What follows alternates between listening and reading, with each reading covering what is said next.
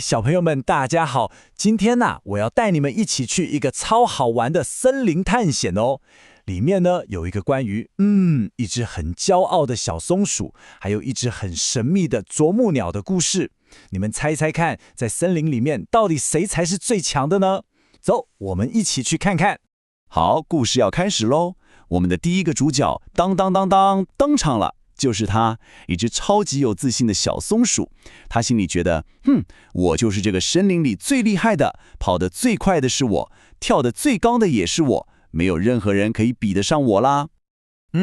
所以在这个森林里住了两个很特别的动物。一个呢，就是我们刚刚看到，觉得自己最棒、最厉害的小松鼠。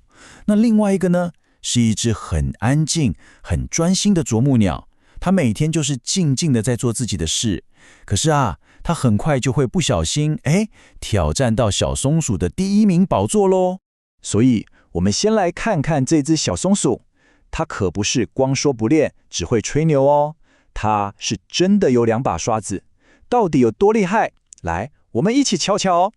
哇塞，你们看它有多快，咻一下子真的不到3秒钟就从树的最下面爬到最上面了。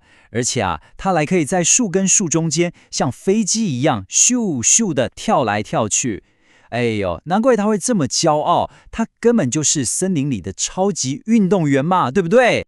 就是因为它这么厉害，所以它就变得有点骄傲了。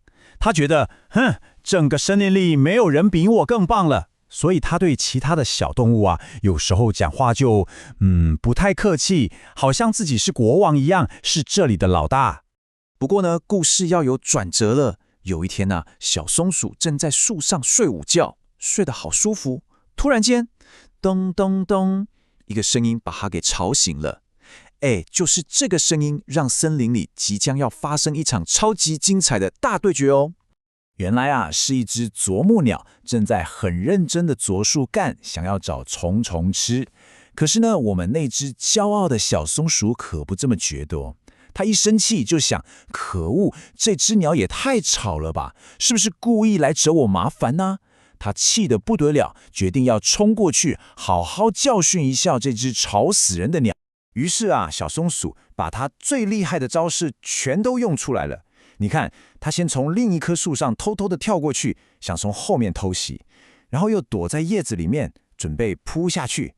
可是奇怪的事情发生了，不管他用什么方法，那只啄木鸟总是可以很轻松的就躲开，真的太奇怪了，他连啄木鸟的一根羽毛都碰不到。小松鼠追追到最后，整个累瘫在树枝上，上气不接下气。他真的想不通怎么会这样，所以他就喘着气问啄木鸟说：“你到底是怎么办到的？你怎么可能这么快啊？”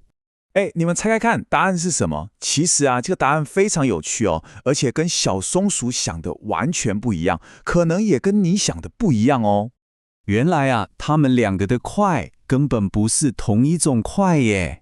小松鼠的快是身体跑得很快，咻，从 A 点跑到 B 点。可是啄木鸟呢，它的快是它的头脑还有它的眼睛看得非常非常快。这到底是什么意思我来解释一下哦。意思就是说在啄木鸟的眼睛里面看出去，我们觉得跑得超快的小松鼠，它的所有动作都像是在看慢动作电影一样。所以不管小松鼠怎么冲过来，啄木鸟都看得一清二楚，然后就可以很轻松的就闪开了。那为什么啄木鸟这么厉害呢？因为它的身体很特别哦，它的脖子跟头就好像装了弹簧一样，可以端的瞬间反应。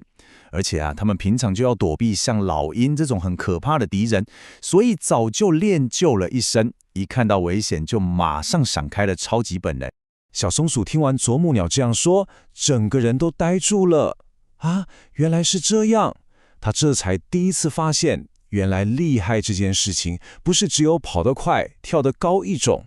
哇，这真的是完全改变了他的想法。他终于懂了一个很重要的道理，就是不管你自己觉得有多厉害，这个世界上一定还有其他人，他们有跟你不一样，但是一样非常非常棒的本事哦。这个时候，小松鼠心里面的生气全都消失了。它看着啄木鸟，打从心底很真心的称赞它。就是这个小小的动作，改变了后来所有的事情哦。你们看，一句真心的称赞，是不是就像变魔术一样？哇，一下子本来还剑拔弩张、很紧张的气氛全部不见了。两个本来是敌人，竟然就要变成好朋友了耶！从那天以后啊，他们两个真的变成最好的朋友了。啄木鸟每天早上都会用它最专业的咚咚咚声把小松鼠叫起床。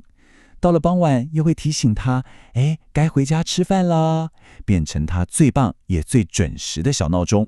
所以你看，当小松鼠学会去欣赏、去称赞别人优点的时候，它不只得到了一个好朋友，更重要的是，它好像帮自己打开了一扇窗户，可以看到更不一样的东西，让自己可以学到更多，也变得越来越棒。这个故事是不是很棒啊？它其实也是在提醒我们大家哦，记得多看看你身边的同学、朋友，还有爸爸妈妈，找找看他们有什么很厉害、很棒的地方，然后不要害羞，要大方的告诉他们哦。那换你咯，你今天最想要称赞谁呢？